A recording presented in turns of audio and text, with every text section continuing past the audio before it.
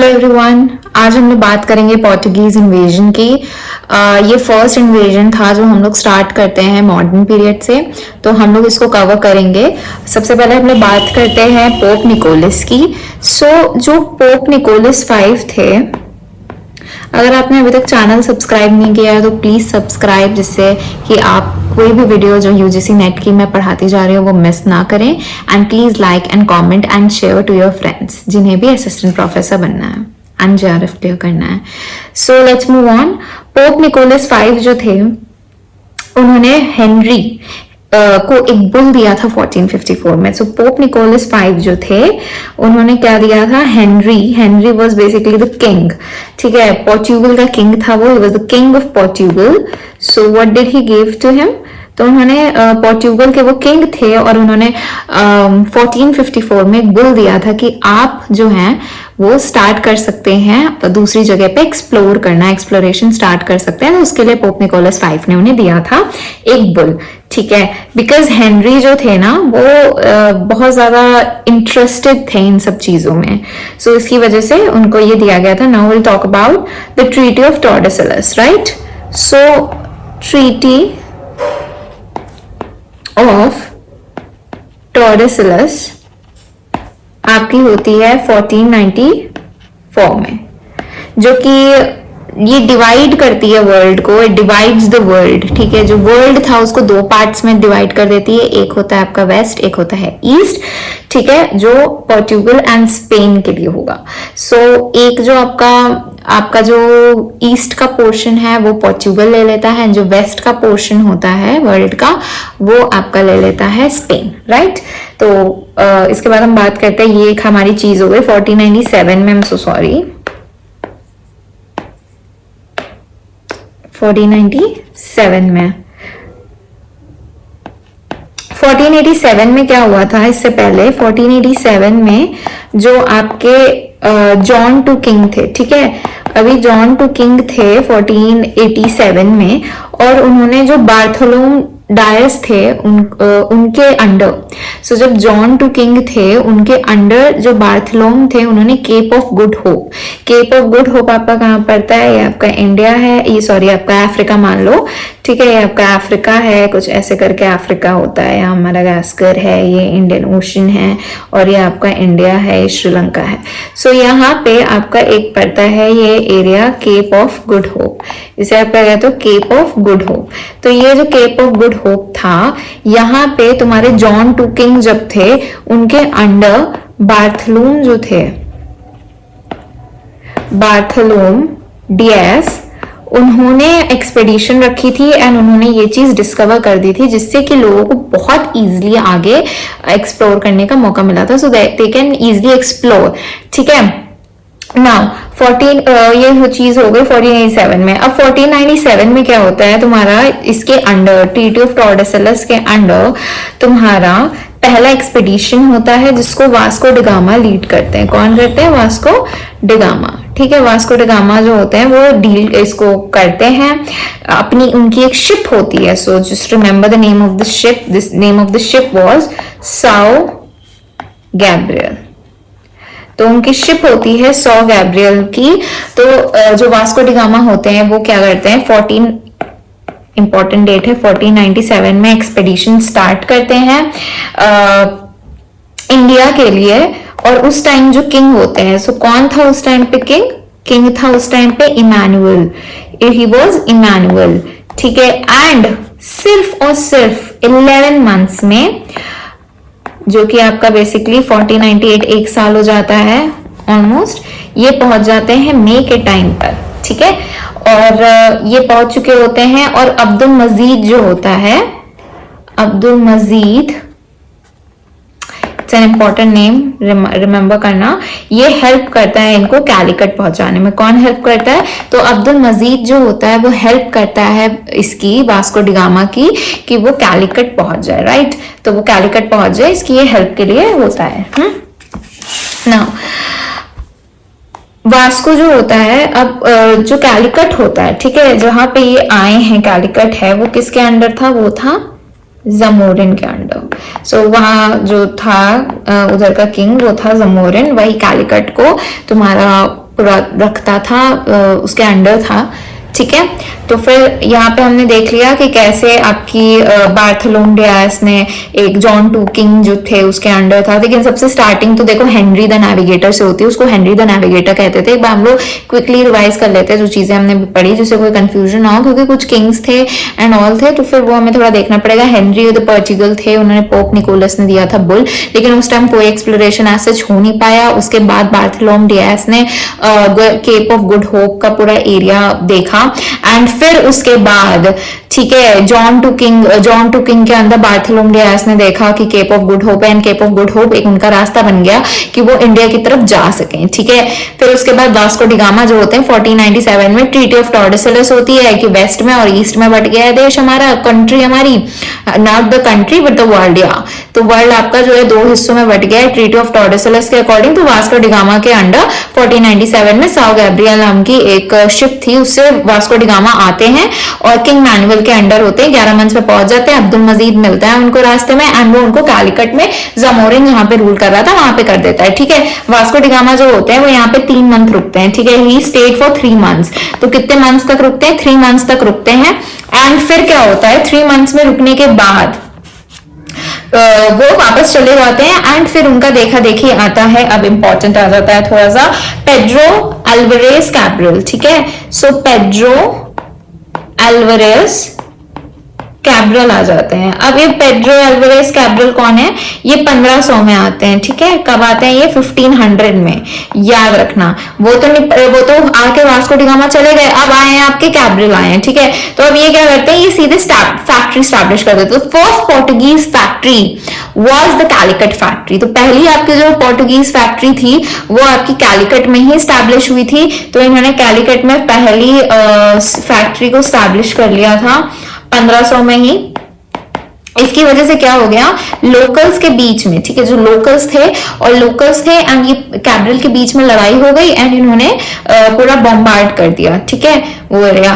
फिर अब क्या होता है, वास्को जो होते हैं वो फिर 1501 में आते हैं। तो वास्को जो होते हैं वो वापस से 1501 में आते हैं, ठीक है, और ये अब इस्टेब्लिश करते हैं फैक्ट्री। अभी आपने देखा कैलिकट में जो थी कैब्रल ने इस्टेब्लिश कर दी थी फैक्ट्री। जब Vasco da Gama first time आए थे उन्होंने कुछ नहीं, he took the riches, he took the spices and all, and he went back to his country Portugal, एंड वहां पे जाके उन्होंने जो करने को था उन्होंने वो बेचा, लोगों ने फायदा देखा। तो कैब्रल आया 1500 में, कैलिकट में उसने फैक्ट्री स्टैब्लिश की, बट लड़ाई हो गई लोकल्स के साथ, तो बम्बार्ड हो गया, फैक्ट्री वाज लाइक हो गया। एंड उसके बाद वास्को आता है 1501 में, एंड उसने सेकेंड फैक्ट्री खोल दी, मतलब फैक्ट्री स्टैब्लिश की। जो सेकेंड फैक्ट्री थी बेसिकली वो थी कनानौर में। सो कनानौर में इन्होंने फैक्ट्री स्टैब्लिश कर दी। लोकेशन वाइज दिखा दूं कि कोचिन आपका इस साइड पड़ जाता है, कैलिकट का एरिया ये आपका इंडिया का मैप आप समझ लो, एंड ऐसे करके समझ लो। और यहाँ ये वाला एरिया जो है यहाँ पे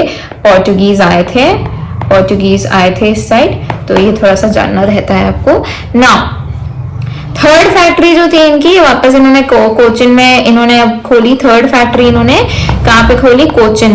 कोचिन में इन्होंने थर्ड फैक्ट्री खोल दी। तो फर्स्ट फैक्ट्री जहां पे उन्होंने सबसे पहले शिप किया कैलिकट में, फिर कानानौर में, and the third factory of Portuguese was the Cochin factory. तो सब आप देख रहे हो वेस्टर्न इंडियन कोस्ट में ही हो रहा है। जो इंडियन कोस्ट का जो वेस्टर्न पार्ट है वहां पे ही पोर्टुगीज एस्टैब्लिश कर रहा है मोस्टली, एंड बाकी जब हम इंग्लिश का देखेंगे तो इन्होंने बहुत इधर उधर लाइक किया है, सूरत एंड ऑल, पूरा बे ऑफ बंगाल वाले एरिया में किया है, तो वो भी हम लोग पढ़ेंगे।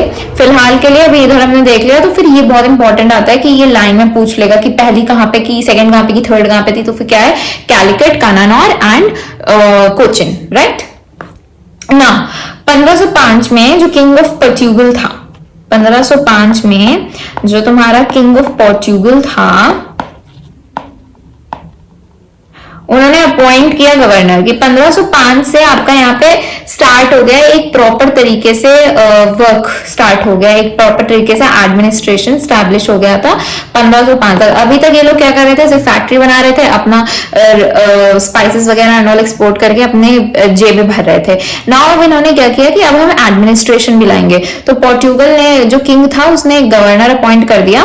तो पहले जो बने, ठीक है, अब इसके अंडर जो आपके पहले बने हैं फर्स्ट गवर्नर, राइट। अभी तक ये लोग गवर्नर नहीं थे।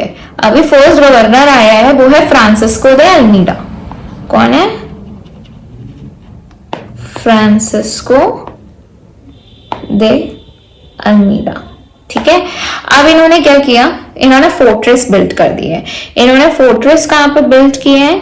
इन्होंने फोर्ट्रेस बिल्ड किए हैं आपके अंजाडीवा में। अंजाडीवा फर्स्ट आपका ये होता है, ये आपका फर्स्ट है फोर्ट जो पोर्टुगीज का फोर्ट है। देन इन्होंने कोचिन में, अगेन कोचिन में किया। देन इन्होंने कन्नौर में किया।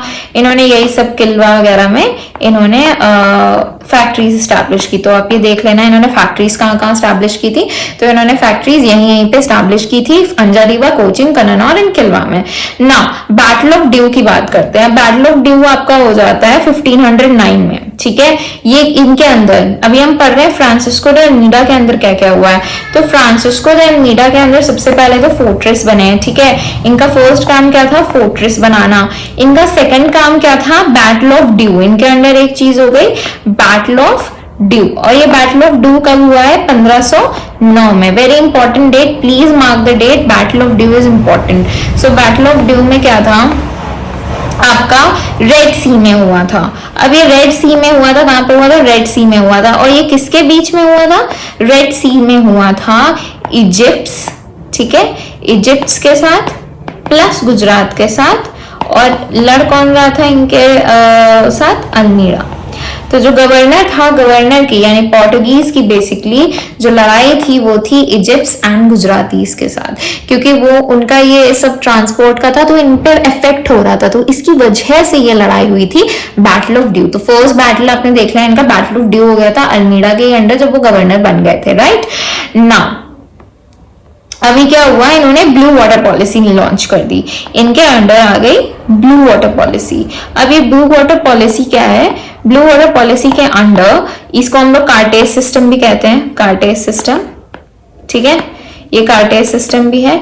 इसके अंडर जो है वो क्या हो गया? शिप बिल्डिंग की मोनोपोली मिल गई। किसकी मिल गई? शिप बिल्डिंग की मोनोपोली।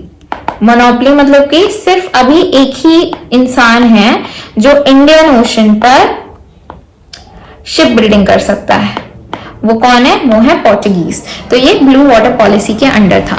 ये अल्मीड़ा ने ले आई थी जिससे कि वो अपना और ज्यादा मतलब स्ट्रेंथन कर सकें अपना ट्रेड सिस्टम जो है, उसके लिए उन्होंने ब्लू वाटर पॉलिसी लाई कि ब्लू वाटर पॉलिसी से वो कार्टेज क्यों लिखा है? कार्टेज सिस्टम जिसे कहते हैं, ये शिप बिल्डिंग कराएं और मोनोपोली लाएं इंडियन ओशन में। ठीक है, अभी ये हो गया। अभी हम बात करते हैं इसमें दूसरा अब आया। अभी तो हमने देख लिया अल्मीड़ा का, अब आता है यहाँ पे दूसरा, वो होता है अल्फोंसो। अल्फोंसो आपने मैंगो के नेम सुने होंगे तो यही आता है। अभी पहले हमारा अलमारी आ गई, अभी हमारा आम आ गया। अलमारी के अंदर आम रखे हुए थे। ऐसे करके आप कुछ भी ट्रिक बना लो कि आपको याद रहे कि पहला गवर्नर जो था वो था अल्मीड़ा, क्या नाम था इसका पूरा? फ्रांसिस्को दे अल्मीड़ा। तो दूसरा था, उसका नाम था अल्फोंसो दे अल्बुकर।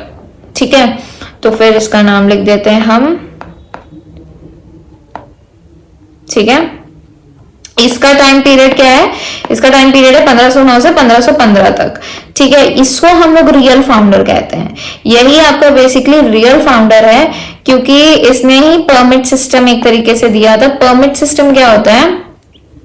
इसने कहा कि ठीक है हम आपको अप्रूवल देंगे शिप बिल्डिंग का कि आप शिप बिल्डिंग कर सकते हो कि नहीं। तो अप्रूवल फॉर शिप बिल्डिंग इसने देना स्टार्ट किया। पहले इन्होंने अपनी वो कर ली, स्ट्रेंथन कर लिया कि भाई हमारे अलावा कोई नहीं बना सकता है।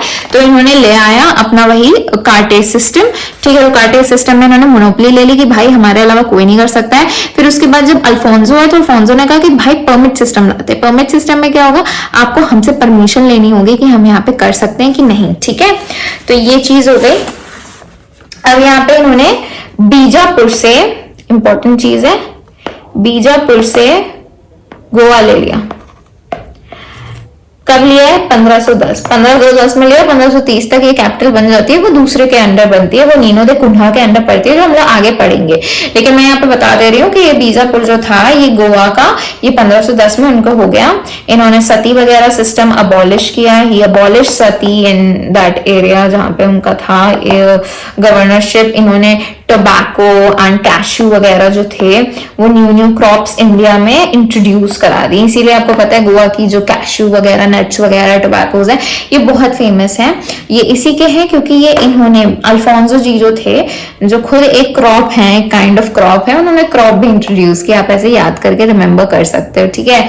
बाकी ये इजी रहेगा आई थिंक। मुझे कुछ एज सच यहाँ पे थ्योरीज नहीं है, नॉर्मल है, समझ में आ ही रहा होगा, चाहे वो हिंदी मीडियम वाले हो चाहे इंग्लिश मीडियम वाले हो, सबको समझ में आ रहा होगा, ठीक है।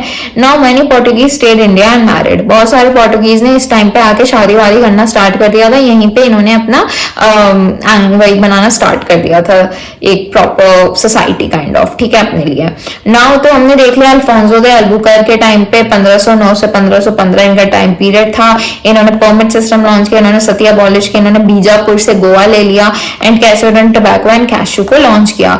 Now we have one more which is Nuno da Cunha, ठीक है। नीनो दा कुन्हा जो थे वो भी अगेन गवर्नर थे, 1529 में बने थे ये, और एक साल में ही 1530 में इन्होंने गोवा को कैपिटल शिफ्ट करा दिया था कि भाई आज से गोवा हमारी कैपिटल है। अभी तक तो 1510 में गोवा इनके अंडर आई थी, ठीक है, और इनके अंडर रह रही थी, कैशू वगैरह की खेती वेती हो रही थी, बट 1530 में गोवा को कैपिटल बना दिया गया पोर्टुगीज का, ठीक है। 1534 में सॉरी 1534 में क्या होता है, बहादुर शाह, ये मैं क्या लिख रही हूं, हाँ, बहादुर शाह जो होते हैं वर्सेस हुमायूं लड़ाई होती है, ठीक है। और क्या होता है कि इसमें क्या होता है, बहादुर शाह जो होते हैं, बहादुर शाह बोलते हैं कि हमारी हेल्प कर दो, ठीक है, इसके बदले हम आपको बसीन देंगे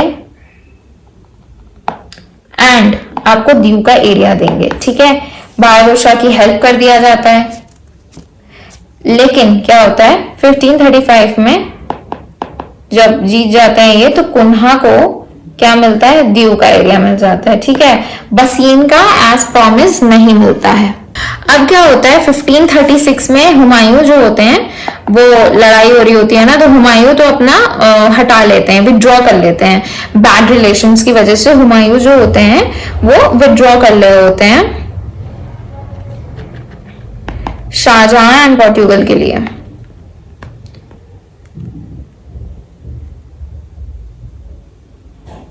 यहाँ पे थोड़े से बैड रिलेशन बन चुके होते हैं पोर्टुगल के साथ, ठीक है। और क्या होता है, Bahadur Shah, sorry my mistake, I am so sorry. यहाँ पे क्या होता है, मैंने जैसे कि बताया कि 1534 में बहादुर शाह और हुमायूं का हुआ। बहादुर शाह ने इन लोगों को प्रॉमिस किया कि भाई तुम मेरी हेल्प कर दो, मैं तुमको बसीनो ड्यू दे दूंगा, ठीक है। लेकिन क्या होता है 1535 में जब इनकी हेल्प करता है कुन्हा, तो फिर ये इनको ड्यू दे देते हैं, बसीन नहीं देते हैं, ठीक है। तो क्या होता है, जो हुमायूं होता है वो तो इनकी हेल्प की वजह से तो चल विड्रॉ कर लेता है, अपनी फोर्सेस हटा देता है। लेकिन जो हुमायूं सॉरी जो बहादुर शाह होता है और पोर्टुगीज होते हैं, उनके बीच का रिलेशन खराब हो गया होता है, क्योंकि बहादुर शाह अब वो चीजें नहीं कर रहा था जो उसने आज प्रॉमिस्ड कही थी। तो क्या होता है, वो मार दिया जाता है। कौन मार दिया जाता है, बहादुर शाह मार दिया जाता है। तो 1537 में बहादुर शाह मार दिया जाता है। फटाफट से मुझे कमेंट करके बताओ बहादुर शाह कौन से जगह का किंग हुआ करता था, ठीक है। बहुत ही फेमस रूलर था। एंड जब आपने पढ़ा होगा हुमायूं वगैरह का टाइम पीरियड, तो वहां पे ही वाज वेरी फेमस, आपने पढ़ा होगा बहादुर शाह के बारे में। सो प्लीज कमेंट कि आप मेरे को बताओ कमेंट करके, अगर आप लोग यहाँ तक वीडियो देखते हुए पहुंच गए हो, कि वो किसके कौन सी एरिया को रूल करता था। बहुत ईजी आंसर है, आंसर क्वेश्चन में ही छुपा हुआ है, तो ढूंढ के बताना मेरे को, ठीक है। अब यहाँ पे क्या होता है, ये लोग ना पोर्टुगीज जो होते हैं ये अब तक हुगली में भी सेटल हो गए होते हैं, ठीक है। हुगली में भी सेटल हो गए होते हैं। 1559 में इनको दमन भी मिल गया होता है, ठीक है।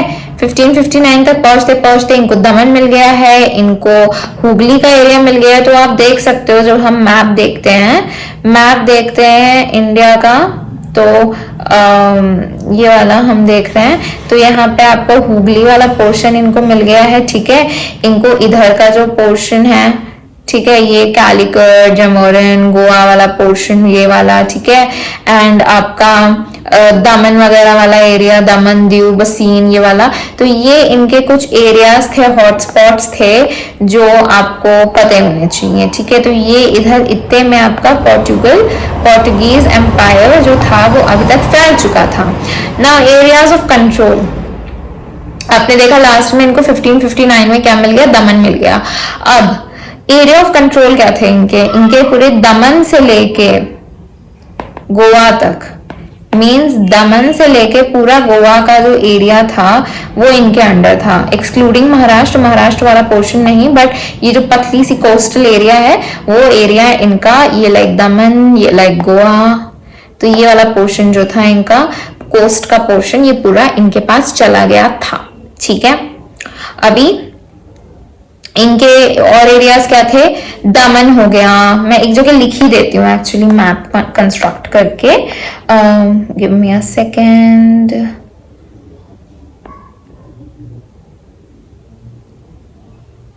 ठीक है, सॉरी,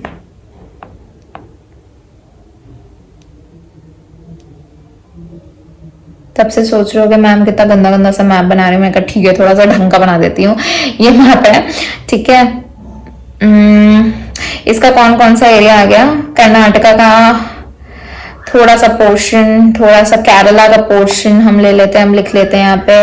मैंगलोर का पोर्शन हो गया, ठीक है। कैलिकट का पोर्शन हो गया, कोचिन का पोर्शन हो गया, ठीक है।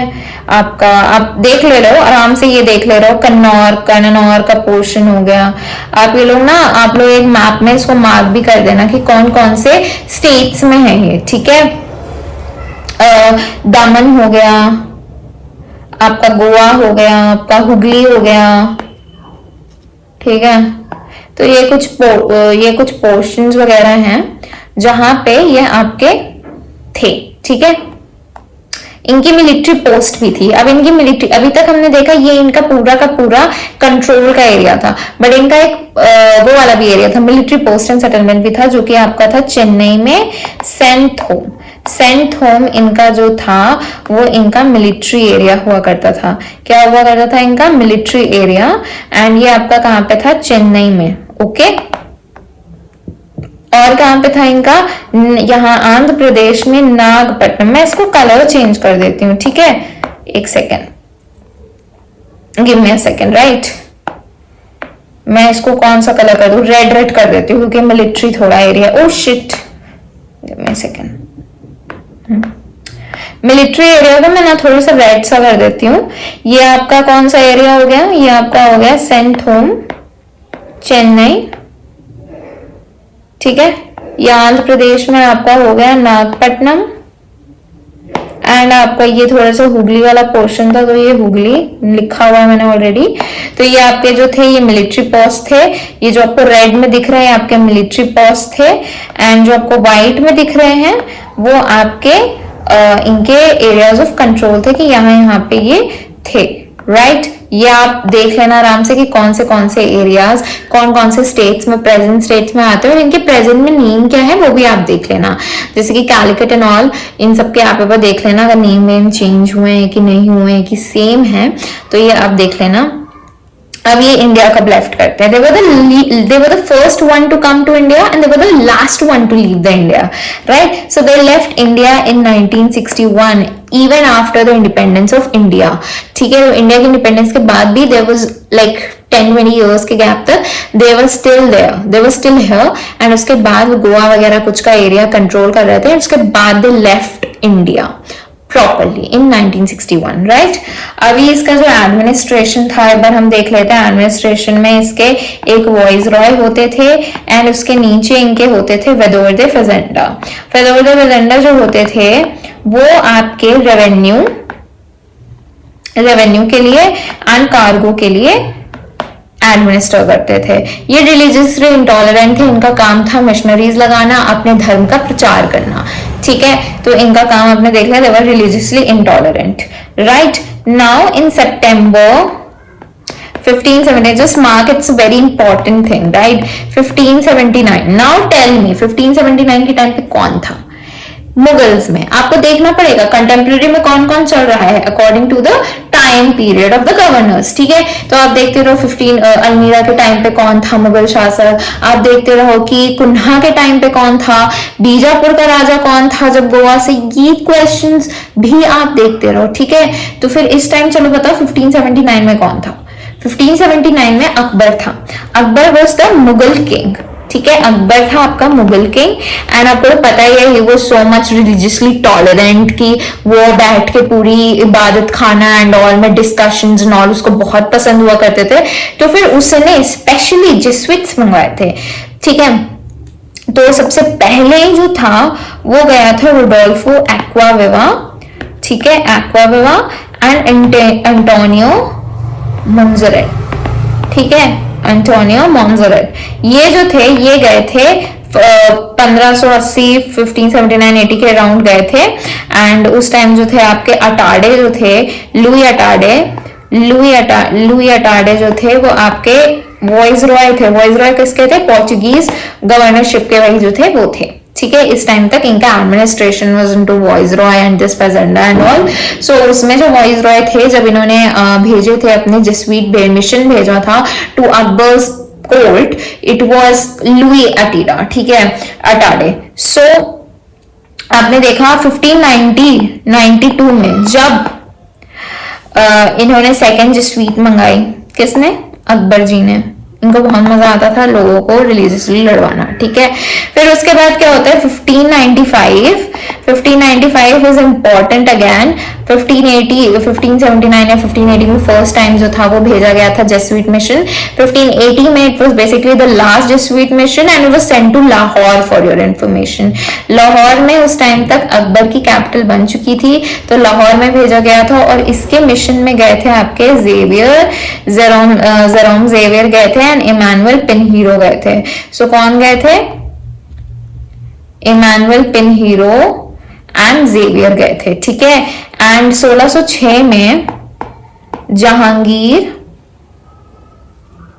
एंड जेसुइट्स के रिलेशंस अच्छे थे, ठीक है? एंड ऐसे हम देख रहे हैं कि 1606 मतलब उसके बाद भी जब अकबर का पीरियड खत्म हो गया, अकबर के पीरियड के एंड में इमानुएल पिनहीरो एंड जेवियर आए थे। बट उसके बाद जब आपका 1606 में जब जहांगीर वगैरह एंड ऑल की एंट्री हो गई होती है, उसके बाद भी पोर्चुगीज के रिलेशंस अच्छे थे, ये बताने की कोशिश की जा रही है यहाँ पे। तो जहांगीर एंड जेसुइट्स का काम चल रहा था। फिर बैप्टाइज्ड किए गए थे कुछ लोग आगरा में। Baptism is basically the conversion जो कि क्रिश्चियनिटी में होता है। एक पर्टिकुलर एक होली बात होता है, उसके बाद कुछ रिचुअल्स होते हैं and people and the person get baptized, he is converted, he और she is converted into Christianity, वो क्रिश्चियनिटी में बदल जाता है, ठीक है? अब क्या होता है, अभी हम लोग देख रहे हैं कि भाई मुगल आ गए, ठीक है? मुगल इनके कंटेम्प्रेरी चल रहे थे, स्टार्टिंग से रिलेशन इनके ठीक ठाक थे। बहादुर शाह से इनके खराब हो गए तो इन्होंने सीधे उसको उड़ा ही दिया। Bahadur Shah was not a Mughal emperor for your information, ठीक है? वो मैंने आपको दिया है होमवर्क करने को कि वो कहाँ के थे एंड वो आपको कमेंट करना होगा। But overall the relations were very nice. Like Akbar जो था वाज क्वाइट टॉलरेंट, वो तो बढ़िया आराम से बात खाने में लाहौर आगरा यहाँ सब बुला के पिनहीरो जेवियर एंड एक्वाविवा एंड मोंजेरेट वगैरह को बुला के he was having a proper conversation, ठीक है? वो आराम से बातें कर रहा था। बट आपका जहांगीर के टाइम पे भी रिलेशन काफी ठीक थे। रिलेशन खराब कब हुए?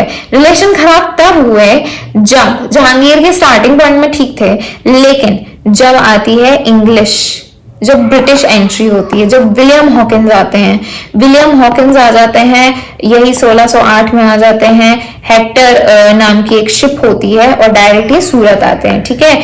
और ये जेम्स वन उस टाइम कौन था? इंग्लैंड का राजा था। तो जेम्स वन के अंडर 1608 में ये आ गए होते हैं, जहांगीर के कोर्ट में आ गए होते हैं भैया, एकदम कुर्सी कुर्सी मांग के। आई थिंक विलियम हॉकिंस नहीं मांगते, कोई मांगता है, आई थिंक थॉमस करके, it was name of some Thomas और समथिंग लाइक दैट, वो मांगता है and he get quite offended with that, ठीक है? तो जहांगीर जो था उसको एकदम खुश होके विलियम हॉकिंस इसको कि भाई हाँ ये आया एंड ऑल, तो फिर इसको बहुत मनसब दे दिया, शादी वादी करा दी एंड ऑल।